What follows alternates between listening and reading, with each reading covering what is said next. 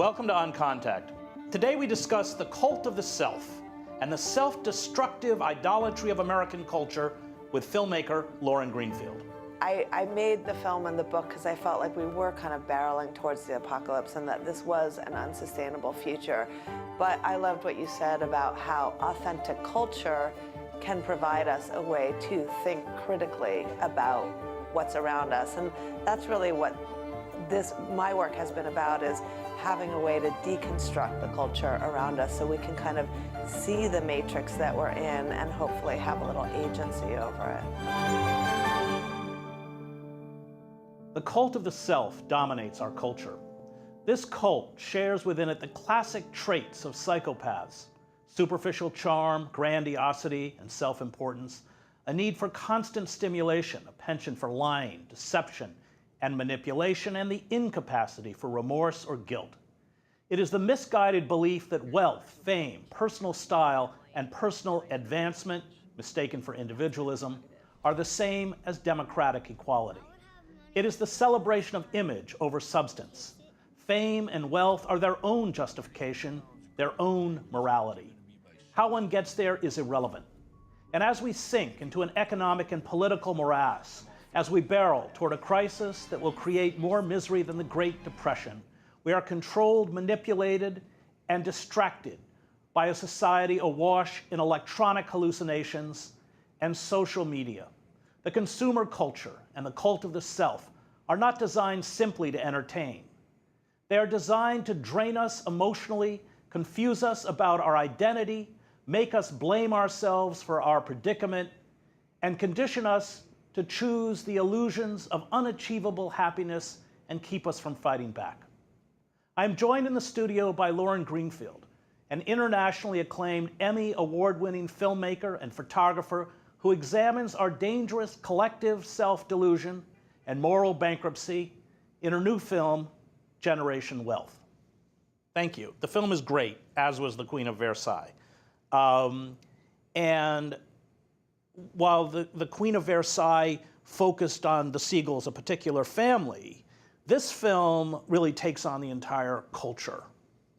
Yeah, I looked back 25 years in my work, and I saw my early work was about how kids were affected by materialism and celebrity. Let me just interject, because you've been doing this a long time, and it started in Santa Monica, so you grow up around them. You're not of that class. I think your father was a doctor, your mother was a professor or something, but you grew up around it. Yeah, my parents were professors, but I went to a very fancy school, and that's kind of where I started my exploration, looking at the Hollywood influence and how kids were affected by kind of over-the-top excess.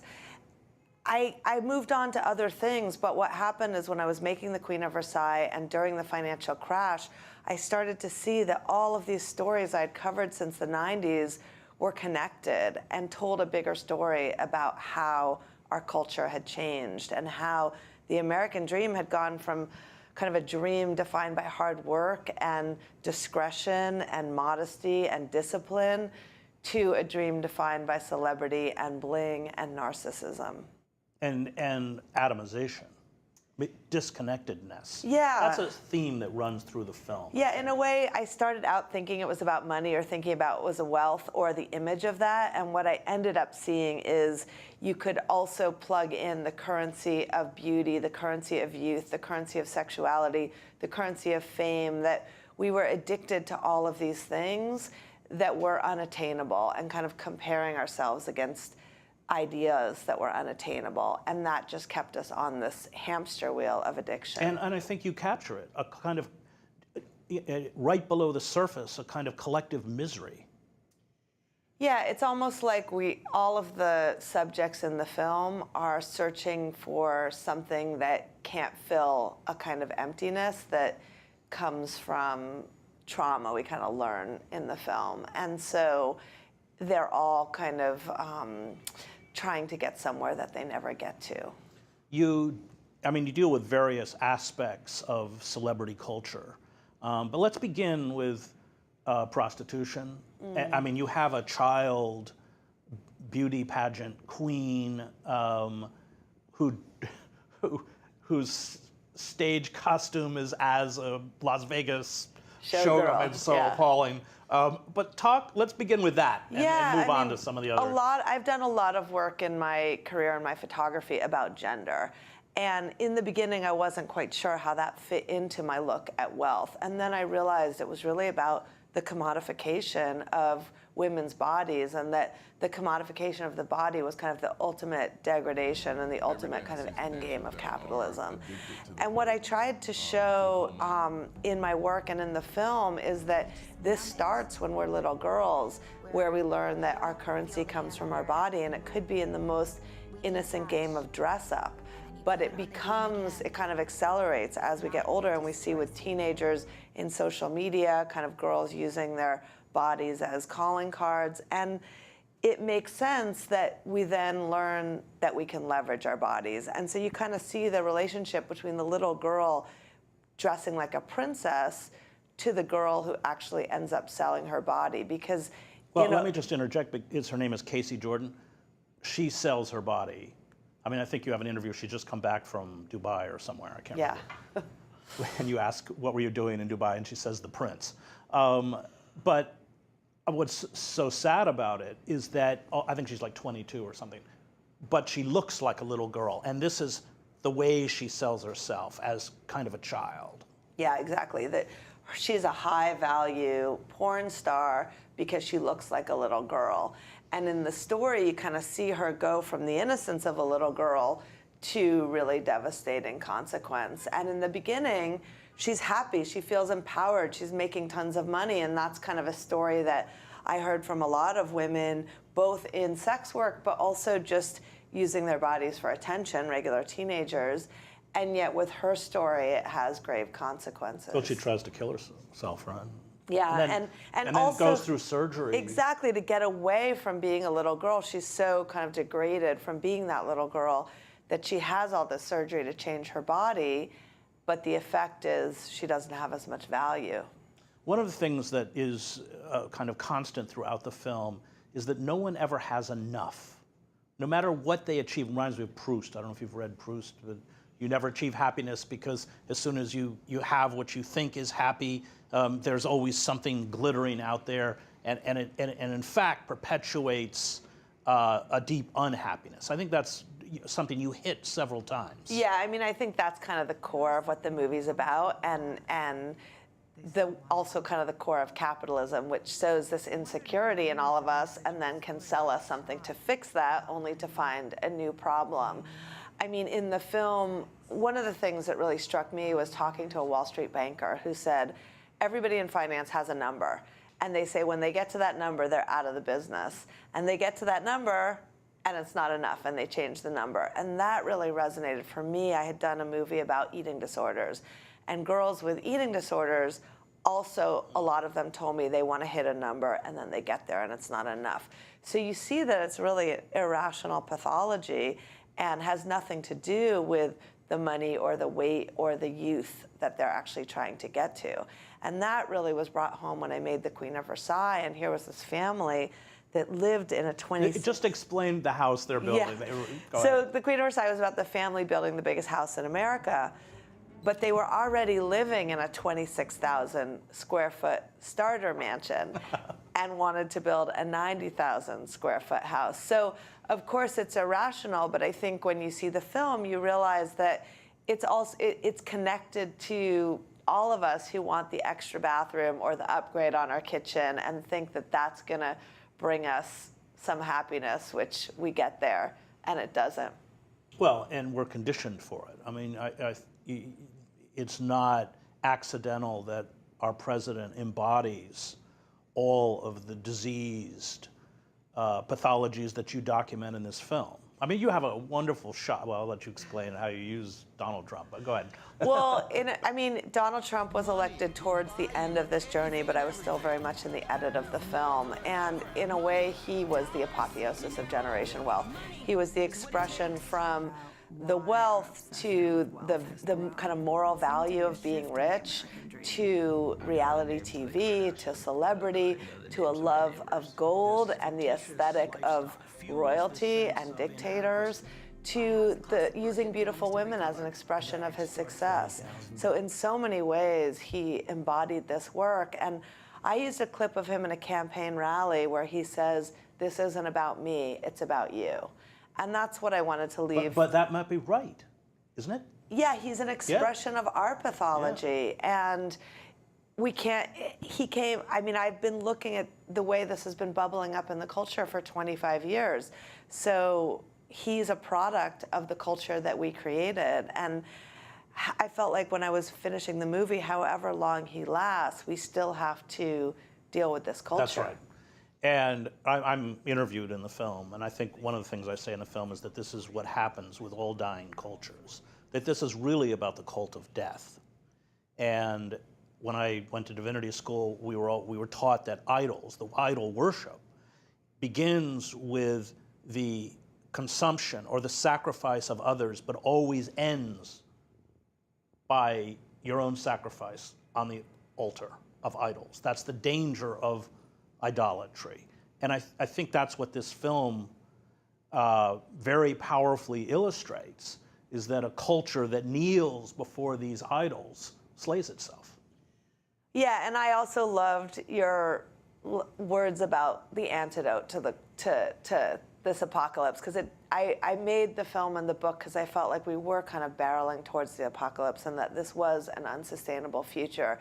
But I loved what you said about how authentic culture can provide us a way to think critically about what's around us. And that's really what my work has been about, is having a way to deconstruct the culture around us so we can kind of see the matrix that we're in and hopefully have a little agency over it. How do you think that this kind of ethos arose? What's its genesis? I think it really came from kind of the cycle of capitalism. I mean, it's so effective at selling us stuff, and it's selling us stuff repeatedly. But it also has a very destructive quality. I mean, I think porn is a great example. We see this pornification of the culture that doesn't just affect users of porn or the people making it, but actually kind of dehumanizes all of us. And there's an interview with my son where he says he was exposed to it in 6th grade. And it's so hard to control that exposure, which in a way kind of erodes all of our innocence. You bring yourself into the film, which we'll talk more about the break, and you're quite brutal which I'm honest, but brutally honest, about yourself, about your family. Why? I wanted to make the point that we're all complicit. I didn't want the audience to feel like this is only about a greedy hedge fund banker like Florian, or about a porn star, or about a beauty pageant. In my work, I've often used either people in extreme situations to look at the mainstream, because I feel like what I'm kind of deconstructing is the popular culture that's all around us, and it's so ubiquitous it's hard to see. It's like the air we breathe, but it does affect all of us. And when you go into a shopping mall, you want to buy those things because it's human nature. And I'm not trying to cast judgment on the people in those situations. I'm more trying to look at the forces that we're all responsible for that act upon us. And so for me, when Florian kind of challenged me to think about my own work as an addiction, I realized that even though I love what I do and I think it's good, it also has consequences on the people around me and on my family. When we come back, we'll continue our conversation with filmmaker and photographer Lauren Greenfield. Welcome back to On Contact. We continue our conversation about generation wealth with filmmaker Lauren Greenfield. So before the break, we were talking about your bringing yourself into the film, your own addiction or compulsion. I mean, I certainly feel it as a writer. It's there. I can't control it. It's been with me since I was 7 or 8, at least. It's not quite the same, I think, as chasing ephemeral happiness, but you're right, it does have consequences. Mrs. Jellyby from Bleak House, I remember Dickens' character, where she's saving all the campaign for abolition of slavery in Africa and ignores all her own children. what is it that you wanted to say by confronting, if you want to call it a compulsion or addiction? What is it that you wanted the filmmakers to take, or the film viewers to take away from that? I wanted people to kind of see how they were complicit in generation wealth in some way. And for me, work is a kind of addiction, and I love what I do, and it gives my life meaning, as I say in the film, but it also has consequences. And I think what I really relate to is it's never enough. I get there, and then there's something else. And so I feel like when I had these conversations with my mom and with my son in the film, that it was also a kind of awakening for me with the other subjects in the film. And there was something about just being conscious about how it affected other people that did change my behavior. So I felt like there was a little bit of possibility there for the kind of change that's needed. You interview Florian Homme, pronounce him, who you knew in college, right? He's a character. I mean, so just tell his story. Because I said before we came on the show, I don't know if the contrition he expresses is real or not. Yeah. You interview his kids who aren't buying it at all. Florian was an amazing subject because he was the embodiment of greed. He looked up to Gordon Gekko. He became a hedge fund banker. He made $800 million. And then he fell. He was indicted for fraud. He ended up doing time in jail. He lost his money. Let me just interject. It's in the film. He leaves the country by, what did he, shrink wrap? He had tons of money stuffed in Calvin Klein underwear Right. in every orifice. Right. And he leaves. He ends up coming back quite arrogantly, walking into the Uffizi and getting arrested, and does time in jail. Well, he hides in Venezuela, right, for a few years. He hides in South America, right. And then he comes back, goes to jail, loses everything, his freedom, his family, his money. He ends up getting out, but he has lost it all. And so in a way, for me, and he can't come back to the United States. He can't go anywhere besides Germany. He won't be extradited, but... Yeah, he can't go anywhere else outside of Germany. And he was amazing for me in this film because he was kind of like the devil who becomes a truth teller. Smoking a very expensive cigar while you interview him. Smoking a on cigar. A big leather couch somewhere, right? But he did learn from his mistakes, and he tells us that he was chasing the wrong God. And so I think that for me it was very powerful to have this man who did not live according to what seems most obvious, all you need is love, and money doesn't buy you happiness. But most of the time we're not living that way, and he certainly wasn't. And so I think that at the end of the film, the question is his change sustained? Well, but that's a good question, because in The Queen of Versailles, when you do Siegel, what's his first name? David Siegel. David Siegel, in 2008, crushes him financially. He has to stop work on his house. He comes back financially. He's learned nothing. He's back trying to rebuild his house. I don't know, how old he is, 84 or something. So that is a question. Yeah, that is the main question in a way that drove this film, is that he has learned so much at the end of The Queen of Versailles, and then he goes back. And to me, that speaks to relapse and addiction, and why, for me, the addiction was a powerful comparison, because without hitting real rock bottom, I think there's not a possibility for recovery. And in the US and the UK, we kind of fixed our banks after the crash. We kind of fixed a sick system. We see that contrast with Iceland, where they made some real change and made kind of institutional and structural and conscious change after the crash to live their lives differently and kind of put in place the lessons that they learned. Well, of course, this is the theme of King Lear. It's really when you're in the rain on the heath, no better than a beggar, that you understand. And it feels like we might be in that time. We're headed there. We're headed there. When you interview the children, you, what we're calling both the children that you do photographs that you had done in Santa Monica. I don't know if these were your classmates or they were, and then you go back and visit them. What does this do to children? And you have that scene with the beauty pageant, the young girl who's the beauty pageant, talking about what, she just wants money or something? Right. I mean, for me, photographing and interviewing children has always been really evocative because, in a way, they mimic and mirror the adult culture, but in much more kind of honesty and candor.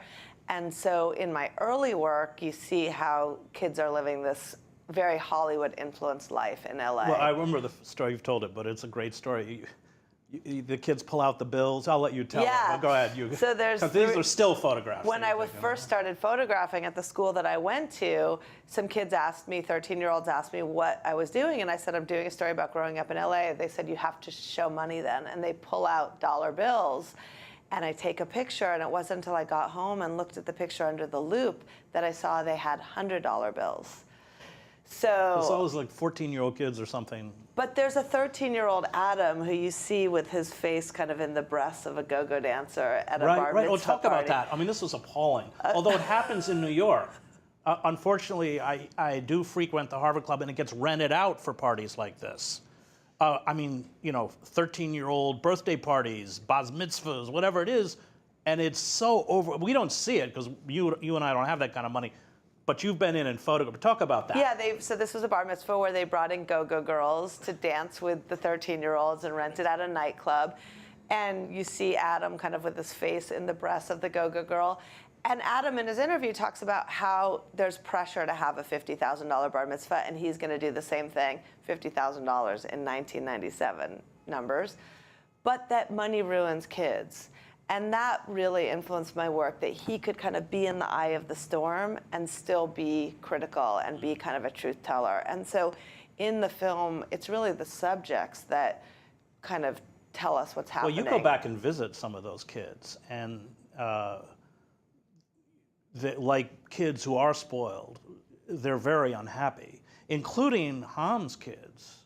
And I think Homme took his son to Amsterdam to be with a prostitute at what? That was his initiation. At 16, and gave her extra money to teach him. I mean, something like but that. in a way, the children are kind of the light and are kind of the redemption of these characters, because I think, especially for the kids growing up in LA, they saw this dark side very young and consciously chose something different.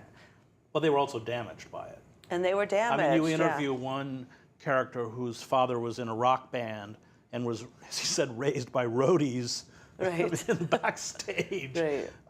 But he's quite, I mean, the pain is quite visceral. Right. And then he kind of deals with it by trying to do something different with his daughter. I mean, one of the reasons I went back and did this project is what I saw in the culture in LA in the 90s and how kids were being affected had kind of spread like a virus to everybody. And I think with reality TV, with social media, this is no longer limited to LA. This is kind of our mode of comparison. Well, it's ubiquitous. And you shoot in, is it Moscow? I mean, or St. Petersburg? Yeah, you shoot Russian oligarchs. And there's a repetition of the influence of the Kardashians, and that's kind of key to the work, in that we used to compare ourselves to and aspire to people we knew with maybe a little bit better circumstances, a slightly better car, a little bit better house. And now we compare ourselves to the people we know the best, which are the people we know from television. And we want what they have, which not only is fictional and unrealistic, but it's also completely impossible, given that the backdrop of this story is that we've never had so much inequality, and we've never had so little social mobility. I want to talk about branding, just to close, because that is also a theme of the film. You have one scene in there where they're all buying, I didn't even know these things existed, like $40,000 pocketbooks or something. But and in that debutante ball, it is just constant, branding, that fusion between identity and brands. And that's really key. And this is something that is not just for the rich, but goes from rich to poor. You saw kids with very little money talking about $700 sneakers.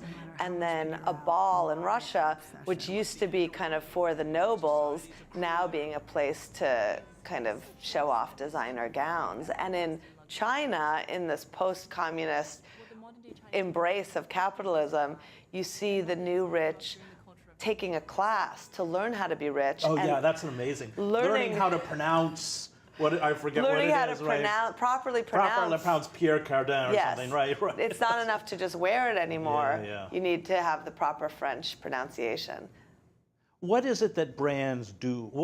I think that people are seeking their identity in brands, that their identity is so eroded. I think that's exactly right, that they're looking to define themselves with these material things. I remember interviewing one teenager, and she said, I'm Kate Spade, and my friend is some other brand. It's almost like this fusion of material things and identity. And in a way, that's why I think it just continues to sow our insecurity, because we can't really find ourselves in those ephemeral brands. And this, as the film makes clear, has just seeped down to even the inner city, to every layer of American, even global society. There's a teacher who talks about spending her whole end of career bonus on a Louis Vuitton bag in Mexico City, and how she gets this bag and it's a source of so much happiness. She shows it to everybody, but then shortly after, it doesn't bring her that same happiness. And we see a psychiatrist in New York who talks about the same thing, how he actually brings patients into Bergdorf Goodman's or Barney's and encourages them to kind of surf the urge and then see how quickly it fades, the happiness fades. Right. We didn't get into plastic surgery next time, thank you. That was filmmaker and photographer Lauren Greenfield speaking about her new book and film, Generation Wealth.